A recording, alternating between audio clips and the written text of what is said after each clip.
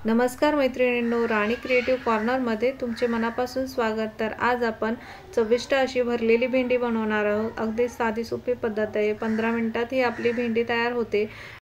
तर सर्वात अगोदर आपल्याला पाव किलो भेंडी घ्यायची, नंतर त्याला स्वच्छ धुवायची आणि पुसून घ्यायची आहे। पुसून घेतल्याने काय होतं, आपली भेंडी चिकट होत नाही। तर इथे मी 2 भेंड्या घेतलेल्या आहे। तुम्हाला दाखवते कशा प्रकारे कट करायचा आहे। पहिला वरचा भाग कट करायचा, नंतर खालचा भाग कट करायचा आणि मध्ये त्याला अशा प्रकारे चीर मारून घ्यायची। आणि चीर मारल्यानंतर आपल्याला ती भेंडी आतल्या साईडने बघायची। काही वेळेस काय होतं, भेंडी किडकी निघते, त्यामुळे आपल्याला सर्व भेंड्या अशा प्रकारे चेक करून घ्यायच्या। आता मोठी आपल्याला भेंडी, भरलेली भेंडी बनवायची, तर आपल्याला इतकी मोठी भेंडी घ्यायची नाही। तर त्यासाठी आपल्याला अशा प्रकारे मध्ये कट करायची आहे आणि नंतर परत त्याला चिरायची। आता ही चिरताना पहा, इथे ही भेंडी किडकी आहे, तर ती मी कट करून टाकते किडकी भेंडी, आणि चांगली आहे ती मी घेते। तर आता ह्या सर्व भेंड्या माझ्या अशा प्रकारे कट करून झालेल्या आहेत।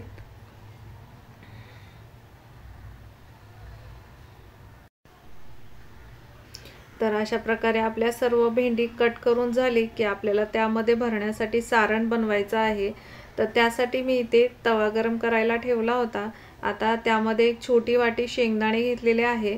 आता ते तव्यावर टाकून घेते आणि आता हे खरपूस असे आपल्याला शेंगदाणे भाजून घ्यायचे आहे।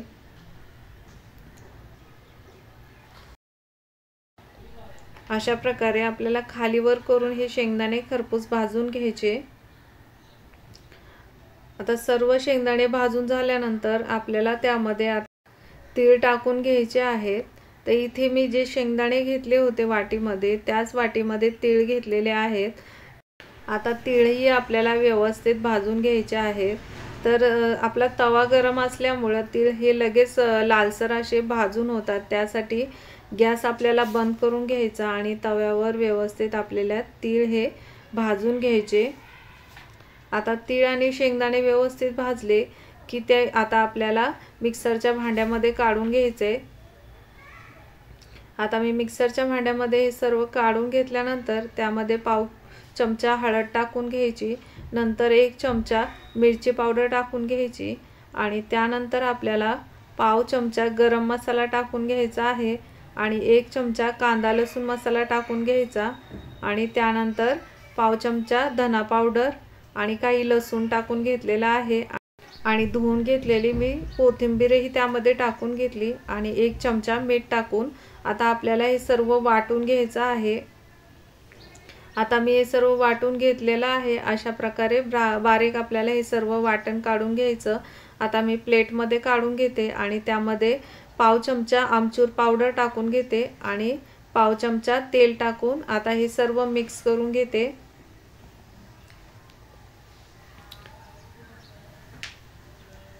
अशा प्रकारे आपल्याला भरलेल्या भेंडीमध्ये सारण तयार करायचं आहे। आता सारण पूर्ण मिक्स झाल्यानंतर अशा प्रकारे आपल्याला भेंडी भरून घ्यायची।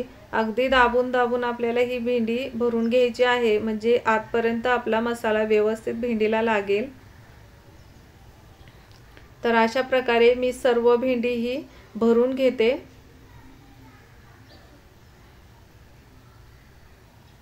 जर तुम्हाला सकाळची भेंडी बनवायची असेल आणि एखाद्या वेळेस तुम्हाला जास्त घाई असेल, तर त्यावेळेस तुम्ही रात्रीची अशा प्रकारे सारण बनवून ती भेंडी भरून फ्रीजमध्ये ठेवा आणि ही भेंडी अगदी 2-3 दिवस जरी फ्रीजमध्ये राहिली तरी तिला काही होत नाही।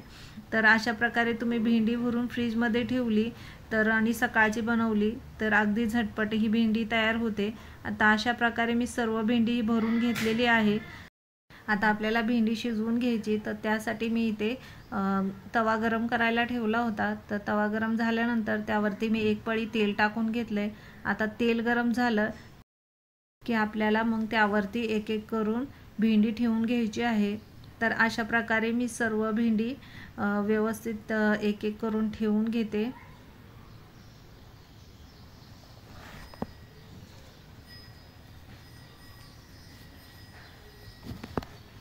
तर आपली भेंडी आता सर्व ठेवून झाल्यानंतर आता आपण त्यावरती परत 1 पळी तेल टाकून घेणार आहोत। आता तेल टाकून झालं की आता मी ही भेंडी 2-3 मिनिटं खालच्या साईडने शिजवून घेते।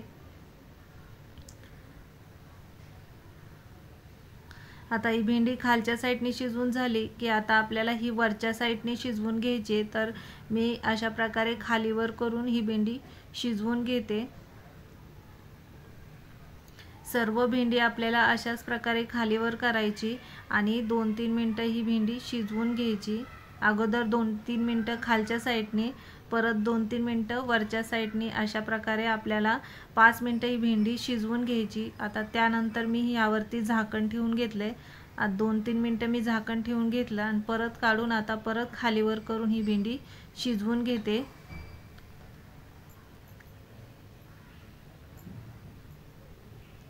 तर अशा प्रकारे आपली ही भेंडी व्यवस्थित आता शिजलेली आहे.